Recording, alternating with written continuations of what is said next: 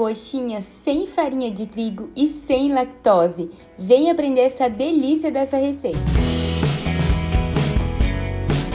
Você vai começar refogando uma cebola.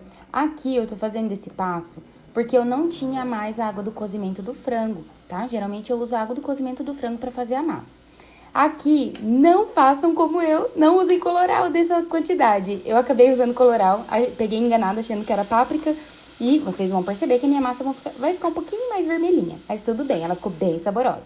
Aqui eu acrescentei água, tá? Lembrando que esse passo de fazer esse refogadinho aqui é só para substituir ali a água do cozimento do frango. Aqui eu acrescentei a farinha de arroz com a goma xantana misturadinha. E nós vamos mexer bem até a farinha de arroz absorver todo o líquido. Lembrando que as quantidades e todos os ingredientes estão aqui na descrição desse vídeo. Agora eu passo a massa para a batedeira para incorporar melhor os ingredientes, para misturar melhor essa farinha e também para ela resfriar. Enquanto ela tá batendo ali, ela perde um pouco a temperatura. Porque agora a gente vai levar a massa para a bancada, adicionar purê de batata, tá vendo? Por isso que eu preciso que ela esteja um pouquinho mais fria. Gente, eu acabei cortando a parte aqui que eu mostro quando eu adiciono ali o purê da batata inglesa. Mas aqui na descrição tem a quantidade certinha pra colocar, é o purezinho mesmo. Eu mostrei ela cozida, mas eu fiz um purezinho com garfo pra poder adicionar a massa. E aqui, ó, esse é o ponto da massa. Ela não gruda nas mãos, ela é uma massa homogênea e é uma massa bem gostosa, assim, bem facinha mesmo de trabalhar.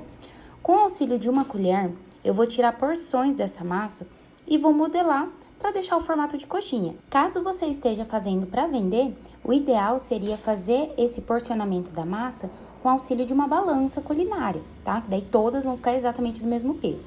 Aqui vocês vão perceber do ladinho que o meu frango já estava temperado e eu faço pequenas porções em formato de bolinha e congelo, porque, gente, fica muito mais prático modelar a coxinha quando o recheio já está congeladinho assim. Caso o seu recheio não esteja congelado, é só você colocar o recheio, acrescentar ali no centro da massa, com auxílio de uma outra colher. Depois de fechar a coxinha ali no centro da massa, eu modelo para ela ficar num formato mais bonitinho, né? Para ela ficar com a massa bem lisinha.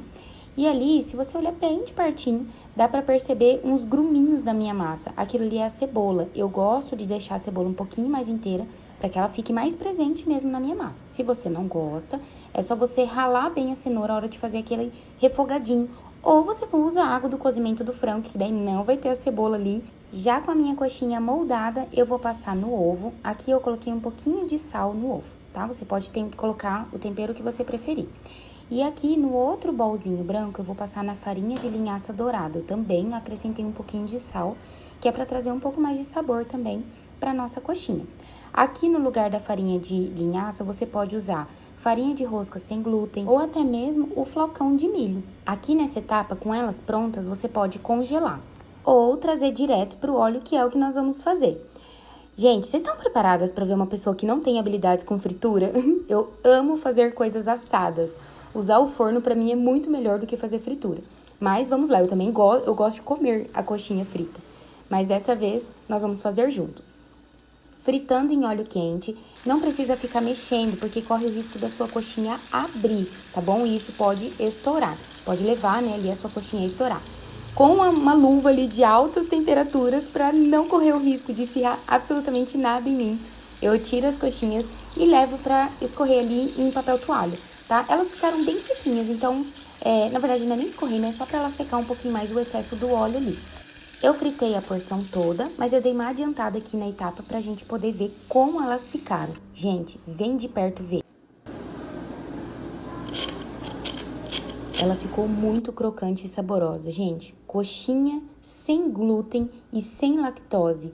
Dá pra acreditar? É muito gostosa.